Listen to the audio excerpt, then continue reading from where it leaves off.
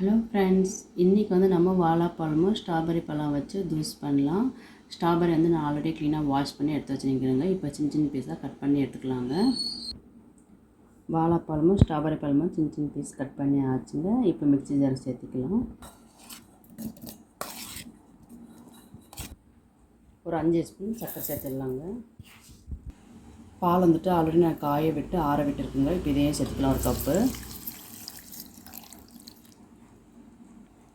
இப்போ நைஸாக அரைச்சி எடுத்துடலாங்க. நைஸாக அரைச்சி ஆச்சுங்க. வேறு டம்ளருக்கு மாற்றிக்கலாம்.